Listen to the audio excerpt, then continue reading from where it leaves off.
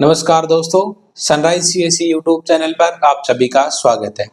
आज के इस वीडियो में हम चर्चा करेंगे हरियाणा सरकार की एक बहुत ही पॉपुलर योजना के बारे में, जो आजकल बहुत ज़्यादा चर्चा में है और जब से चुनाव हुए हैं, जब से ही चर्चा में चली आ रही है। लेकिन आज तक लोगों को इस चीज़ का फ़ायदा नहीं मिला है। आज के इस वीडियो में चर्चा रहेगी लाडो लक्ष्मी योजना की। तो आज के इस वीडियो में सबसे पहले मैं आपके वो डाउट क्लियर करूंगा जो व्हाट्सएप पर बार-बार मैसेज वायरल हो रहे हैं कि लाडो लक्ष्मी योजना का फायदा लेने के लिए आपको फॉर्म भरवाने की आवश्यकता है या फिर आपके पर फैमिली आईडी में आपका ऑक्यूपेशन क्या होना चाहिए, क्या-क्या चीजें वेरीफाई होनी चाहिए। जिस तरह हमने पिछली वीडियो में बताया था, जो देसी गाय के 30,000 रुपए मिलने थे, उनके लिए क्या सही एलिजिबिलिटी थी और किस-किस कैंडिडेट को पैसे मिलेंगे। लगभग मैंने पूरी तरह से एक ऑफिशियली नोटिफिकेशन की सूचना के तहत डिपार्टमेंट में वेरीफाई करके आपको वो सूचना दी थी और लोगों को काफी पसंद भी आई। तो इसी तरह आज भी इस वीडियो में मैं बिल्कुल वेरीफाइड चीजें ही आपको बताऊंगा। जो चीजें गलत वायरल हो रही है उन सब का मैं डाउट आज क्लियर इस वीडियो में करने वाला हूँ। तो सबसे पहले लाडो लक्ष्मी योजना के लिए सबसे पहला डाउट जो सभी सीएससी माध्यम से और सभी लोगों की नॉलेज में यही है कि लाडो लक्ष्मी योजना के फॉर्म भरे जा रहे हैं। बिल्कुल ऐसा बिल्कुल भी नहीं है। लाडो लक्ष्मी योजना का कोई भी फॉर्म ऑनलाइन नहीं हो रहा है। आप किसी भी सीएससी सेंटर पर जाएंगे तो आपको कहीं भी लाडो लक्ष्मी योजना के लिए आवेदन करता हुआ कैंडिडेट कोई भी नहीं मिलेगा। जो सूचनाएं आपके पास है वो गलत सूचनाएं हैं और जो आप फॉर्म भरवा के आ रहे हैं सीएससी के माध्यम से, कहीं भी आपका फॉर्म नहीं भरा जा रहा है। ना ही इसका ऑफिशियली कोई लिंक आया है, ना ही इसकी कोई वेबसाइट आई है और ना ही इसका ऑफिशियली कोई नोटिफिकेशन अभी तक साइट पर उपलब्ध है। तो सबसे पहला डाउट क्लियर कि आपका लाडो लक्ष्मी योजना का फॉर्म नहीं भरा जा रहा है। उसके बाद जो बोला गया है कि 10 फरवरी को सभी के खाते में पैसे आएंगे और एक लिस्ट वायरल हो रही है कि सभी गांवों की लिस्ट आ चुकी है जिनके खाते में पैसे आने हैं। तो यहाँ पे मैं आपको बता देना चाहता हूँ, जो लिस्ट आई हुई है उस लिस्ट में केवल वही कैंडिडेट है, वही महिलाएं हैं जिनके खाते फैमिली आईडी में वेरीफाई नहीं है। और ये लिस्ट परिवार पहचान पत्र विभाग द्वारा उस एरिया के जोनल मैनेजर को भेजी गई है, सभी गांवों की अलग अलग लिस्ट, ताकि वो इस लिस्ट को सीएससी और सीपीएलओ के माध्यम से फॉरवर्ड करें और जिन कैंडिडेट ने अभी तक फैमिली आईडी पे खाता वेरीफाई नहीं करवाया है वो कैंडिडेट अपना समय से खाता वेरीफाई फैमिली आईडी में करा सके। अब यदि आप उस लिस्ट को ध्यान से देखेंगे तो उसमें कुछ व्यक्ति यानी कुछ महिलाएं ऐसी भी हैं जिनकी फैमिली आईडी में इनकम 5 लाख से भी अबव है, लेकिन फिर भी उनका लिस्ट में नाम है कि आप अपने खाता वेरीफाई करवा लीजिए। तो इसका मतलब ये कतई नहीं है कि जिस कैंडिडेट का उसके नाम उसमें नाम आया है उसी को लाडो लक्ष्मी योजना का पैसा मिलेगा, ऐसा बिल्कुल भी नहीं है। उसमें जो नाम है वो कैंडिडेट अपने जल्द से जल्द खाता वेरीफाई करवा लें जिन्होंने अब तक नहीं करवाए हैं। अब खाता वेरीफाई करवाने का आपका फायदा और नुकसान दोनों ही चीजें हैं। तो यहाँ पे सबसे पहले मैं फायदे की बात करूं तो फायदा आपका यह है कि जब भी आप परिवार पहचान पत्र से संबंधित किसी भी योजना के लिए अप्लाई करते हैं या हरियाणा सरकार के किसी भी पोर्टल पर जब आपका फॉर्म भरा जाता है तो आपका लगभग 90% केसेस में डाटा परिवार पहचान पत्र से उठाया जाता है। तो परिवार पहचान पत्र में यदि आपके सभी डाटा अपडेट होंगे तो किसी भी फॉर्म को भरने में कोई दिक्कत नहीं आएगी। जैसे कि आप यदि स्कॉलरशिप का फॉर्म भरते हैं तो उसमें जो अकाउंट की डिटेल है वो परिवार पहचान पत्र से उठाई जाती है। यदि आपका परिवार पहचान पत्र में अकाउंट का डिटेल अपडेट नहीं है तो आप स्कॉलरशिप का बेनिफिट नहीं ले पाएंगे। इसी तरह की और बहुत सारी स्कीमें हैं जिनमें आपका कंप्लीट डाटा परिवार पहचान पत्र से उठाया जाता है, इसलिए आप परिवार पहचान पत्र पर अकाउंट जरूर वेरीफाई करवाएं। अब नुकसान इसका, नुकसान ये है कि जिन महिलाओं ने अभी तक परिवार पहचान पत्र को और अपने बैंक अकाउंट की डिटेल नहीं दी थी तब तक उनका ब्यौरा नहीं था उनके पास। यदि आप अपने खाते में लेन देन ज्यादा करते हैं या आपके खाते में ज्यादा पैसा है और वो अकाउंट आप परिवार पहचान पत्र से लिंक करवा देते हैं तो आपके अकाउंट की जो इन्फॉर्मेशन है वो फैमिली आईडी के पास आ जाएगी और परिवार पहचान पत्र का विभाग आपकी उस इनकम के ऊपर आपकी जो परिवार पहचान पत्र में वेरीफाइड है वो वेरीफाइड इनकम का आकलन करता है। मान लीजिए आपके खाते में ज्यादा लेन देन हो रही है या फिर हर मंथ में आपका फिक्स अमाउंट डिपॉजिट हो रहा है तो उस हिसाब से आपका इनकम का आकलन कर दिया जाता है और आपकी इनकम भी बढ़ा दी जाती है।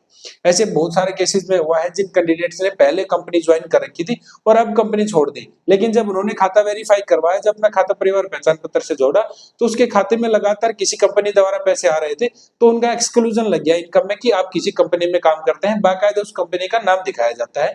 वो सब चीजें आपकी स्टेटमेंट से उठा ली जाती है, स्टेटमेंट से आपका रिकॉर्ड उठा लिया जाता है। तो मैं आपको सलाह दूंगा यदि आपको खाता परिवार पहचान पत्र से जोड़ रहे हैं तो आप वो खाता नंबर दें जिसमें आप कम से कम लेन देन करते हैं। एक पॉइंट आपका ये हो गया।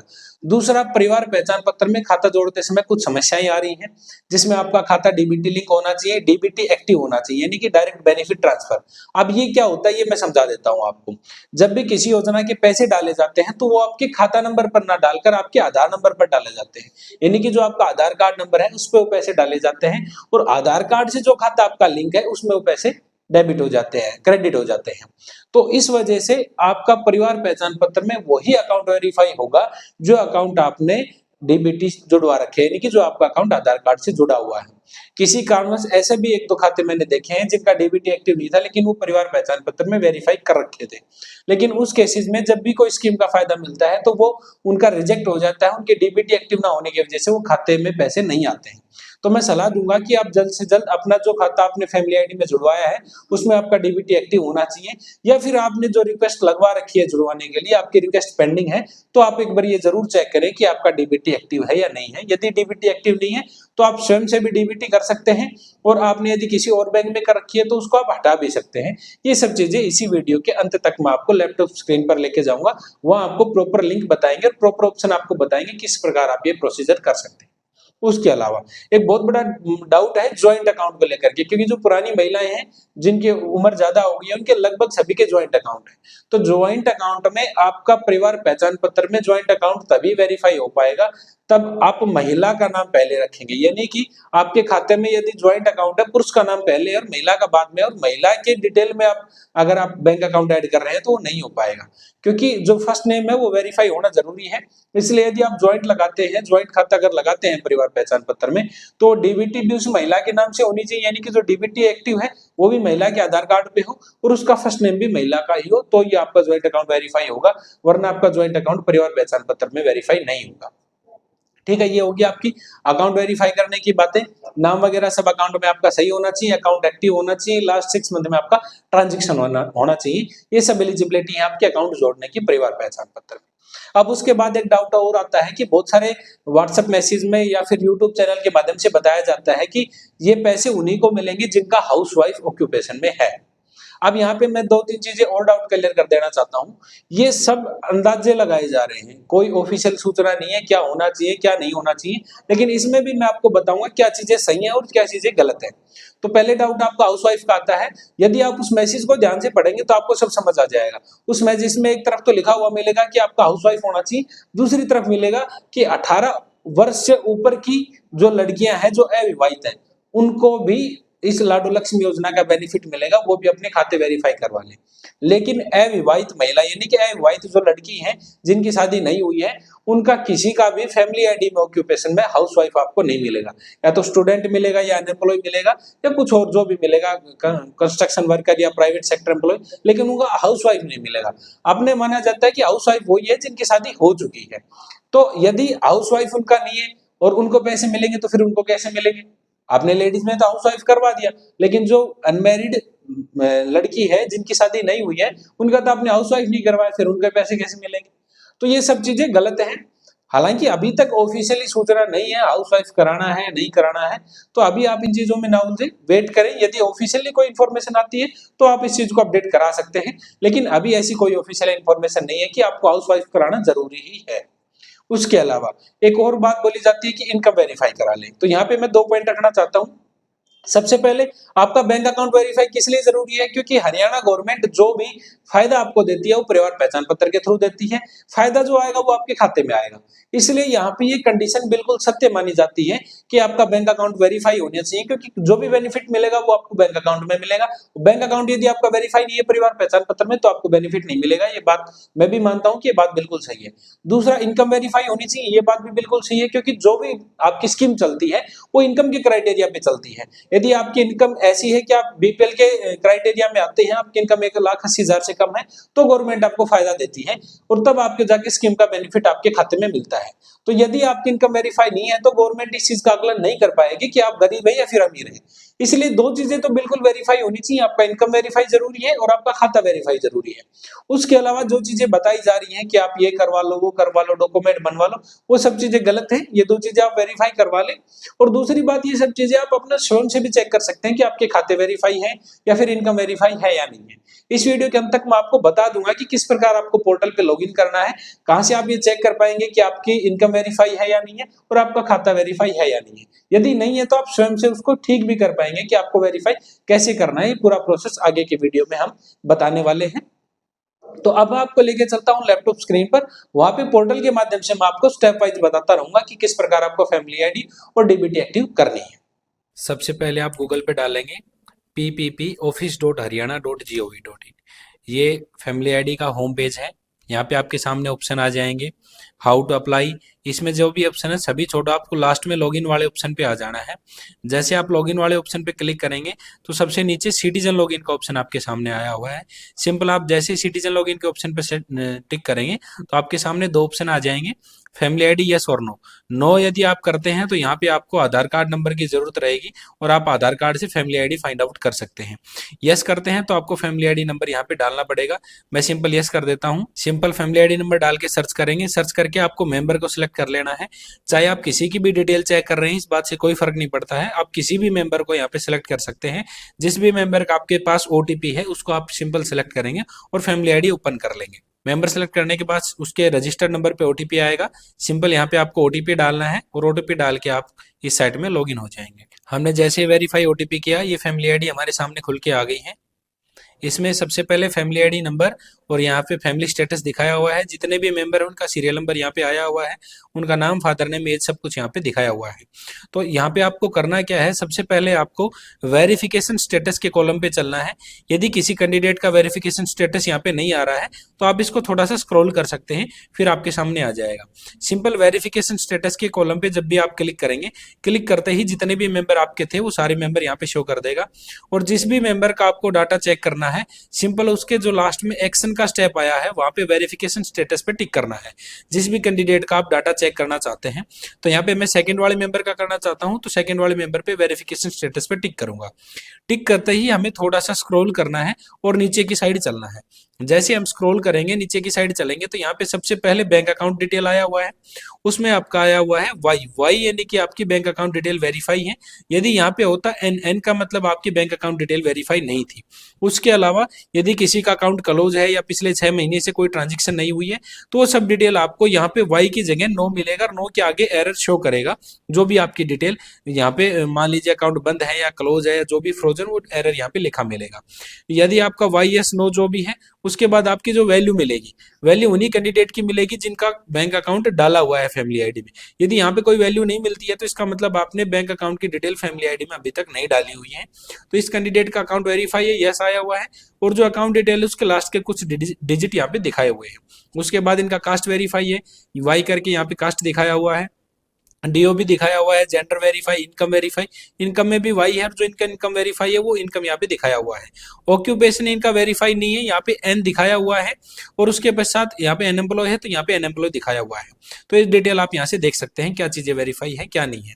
उसके पश्चात मान लीजिए आपको अकाउंट नंबर चेक करना है कि आपका अकाउंट नंबर कौन से बैंक का है, तो ये किस प्रकार आप चेक कर पाएंगे। उसके लिए हम थोड़ा सा स्क्रॉल करना है ऊपर, और ऊपर हमारे पास एक ऑप्शन आया हुआ है करेक्शन मॉड्यूल का। सिंपल आपको करेक्शन मॉड्यूल पे टिक करना है। टिक करते ही यहाँ पे जो भी आपका मेंबर है, मेंबर सेलेक्ट करेगा। यहाँ से आपको मेंबर सेलेक्ट करना है और फील्ड सेलेक्ट करनी है। मेंबर वाले कॉलम में जिस भी कैंडिडेट का आप चेक करना चाह रहे हैं उसे आप सिलेक्ट करेंगे। और फील्ड वाले कॉलम में सबसे सेकंड नंबर पे ऑप्शन आया बैंक अकाउंट आईएफसी, वो सिलेक्ट करेंगे। रजिस्टर्ड नंबर पे ओटीपी जाएगा। सिंपल आपको यहाँ पे ओटीपी डालना है। जैसे आप डिटेल वेरीफाई करेंगे, वेरीफाई करते ही आपकी यहाँ से डिटेल शो करेगा। उस डिटेल में सबसे पहले बैंक अकाउंट नंबर ओल्ड और आईएफसी कोड ओल्ड यानी कि जो डिटेल आपका परिवार पहचान पत्र में डाला हुआ है वो डिटेल यहाँ से दिखा देगा। कंप्लीट अकाउंट नंबर और कंप्लीट आईएफसी कोड यहाँ पे दिखाया हुआ है। यदि ये डाटा आपका सही है तो ठीक है, वरना आप नया बैंक अकाउंट नंबर, नया आईएफसी कोड यहाँ से डाल सकते हैं। उसके पश्चात अपलोड सपोर्टिंग डॉक्यूमेंट में आपको बैंक की पासबुक अपलोड करनी है और सिंपल यहाँ से सबमिट कर देना है। तो ये सब डिटेल होगी आपकी फैमिली आईडी में। आप किस प्रकार चेक कर पाएंगे। उसके पश्चात यदि आपको चेक करना है कि आपका डीबीटी एक्टिव है या नहीं है, तो उसके लिए सिंपल आपको यहाँ पे गूगल पे डालना है एनपीसीआई। जैसे आप एनपीसीआई डालेंगे, सबसे ऊपर आपके पास लिंक आ जाएगा npci.org.in। सिंपल आपको होम पेज पे यहाँ पे क्लिक करना है। क्लिक करने के पश्चात आपके पास प्रोडक्ट, कंज्यूमर, मीडिया इस तरह के ऑप्शन आएंगे। कई बार ये नहीं आते हैं तो आपको वापस से पेज को रिफ्रेश कर लेना है, क्योंकि इसमें साइड में दिक्कत ज्यादा रहती है। तो जो सेकंड नंबर का ऑप्शन आपके पास कंज्यूमर का जो ऑप्शन आपके पास आया हुआ है, सिंपल आपको कंज्यूमर के ऑप्शन पे टिक करना है। जैसे कंज्यूमर के ऑप्शन पे टिक करेंगे, नीचे के ऑप्शन आपके चेंज हो जाएंगे, UPI complain, other product complain. इसमें जो लास्ट ऑप्शन आपका है भारत आधार सीडिंग बेस, BASE, ये आपका ऑप्शन आया हुआ है। सिंपल आपको इस ऑप्शन पे टिक करना है। जैसे आप इस ऑप्शन पे टिक करेंगे तो ये आपको एक नए पेज पे रिडायरेक्ट करेगा। नए पेज में आपके सामने डिटेल आई हुई है। इसमें सबसे पहले डिटेल होम, फिर आधार सीडिंग और डीसीडिंग यानी कि आधार लिंक करना या उसको हटाना, उसके पश्चात अकाउंट डिटेल, उसके पश्चात आधार मैप स्टेटस यानी कि आपका आधार कार्ड पहले से किससे जुड़ा हुआ है, मैपिंग हिस्ट्री और रिक्वेस्ट स्टेटस चेक, ये सारे ऑप्शन आपके सामने आए हुए हैं। हम सिंपल इसमें स्टेटस चेक करना है तो 3 नंबर वाले ऑप्शन पे आधार मैप स्टेटस पे टिक करेंगे और इसमें आपका इंटर आधार नंबर पूछेगा। आधार नंबर आपको डालना है कैप्चा डाल के और चेक स्टेटस वाले ऑप्शन पे टिक करना है। जैसे आप ओटीपी डालेंगे तो आधार मैप स्टेटस यहाँ पे दिखाया हुआ है, लास्ट के 3-4 डिजिट आपके आधार नंबर के मिलेंगे। इनेबल फॉर डीबीटी मिलेगा और यहाँ पे जो आपका बैंक है वो बैंक यहाँ पे दिखाया हुआ है। पीएनबी बैंक में इस कैंडिडेट का खाता वेरीफाई है। लास्ट अपडेट स्टेटस यानी कि किस डेट को ये वेरीफाई हुआ था, ये सब डिटेल आपको यहाँ से दिखा देगा और जो भी डिटेल है वो सब है। लेकिन हमारी जो काम की डिटेल है वो है बैंक का नेम, यानी कि आपका कौन सा बैंक अकाउंट वेरीफाई है, यानी कि डीबीटी आपके कौन से बैंक अकाउंट में एक्टिव है। तो ये आपको समझ आ गया होगा कि डीबीटी आप कैसे चेक कर सकते हैं। यदि आपकी डीबीटी मान लीजिए नहीं है तो यहाँ पे इनेबल का ऑप्शन नहीं मिलेगा आपको और यहाँ पे कोई बैंक अकाउंट शो नहीं करेगा। उस केस में आपको आधार सीडिंग का जो ऑप्शन है, सेकंड नंबर का आधार सीडिंग वाले ऑप्शन पे आपको टिक करना है। जैसे आप इस पे टिक करेंगे, कंफर्म कर दें, उसके पश्चात ये डिटेल पूछेगा आपसे कि आपका आधार नंबर, यदि आपको सीडिंग करना है, लिंक करना है तो इस ऑप्शन पे क्लिक करेंगे और डी सीडिंग यानी कि लिंक करने से हटाना है तो इस पे टिक करेंगे। बैंक अकाउंट डिटेल सेलेक्ट करेंगे, अकाउंट नंबर डालेंगे, कंफर्म अकाउंट करेंगे, यहाँ से ये सब ऑप्शन आ जाएंगे। यहाँ पे एक डाउट और बनता है, ये जो आपका बैंक की लिस्ट आई हुई है, इस लिस्ट में जो बैंक है केवल उन्हीं में आप आधार को लगा सकते हैं और हटा सकते हैं।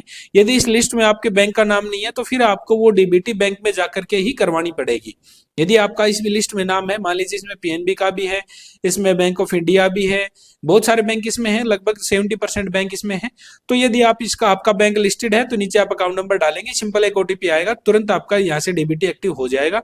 इसमें नहीं है तो फिर आपको बैंक में विजिट करने की आवश्यकता है, वो आप यहाँ से विजिट कर सकते हैं। तो ये सब डिटेल मैंने आपको बता दी है, किस प्रकार आप अकाउंट डिटेल और इनकम चेक कर सकते हैं, वेरीफाई है नहीं है, और डीबीटी आप किस प्रकार चेक कर सकते हैं। मैं उम्मीद करता हूं मेरे द्वारा बताई गई सभी बातें आपको सही अच्छे से समझ आ गई होंगी। यदि फिर भी आपका कोई डाउट बनता है तो नीचे आप कमेंट बॉक्स में जो आपकी क्यूरी है वो डाल सकते हैं। उसके अलावा नीचे हमारा मोबाइल नंबर दिया हुआ है, उस पर आप व्हाट्सएप पे मैसेज भेज के जो भी आपकी क्यूरी है वो हमसे पूछ सकते हैं। फिलहाल आज की वीडियो में इतना ही। धन्यवाद दोस्तों।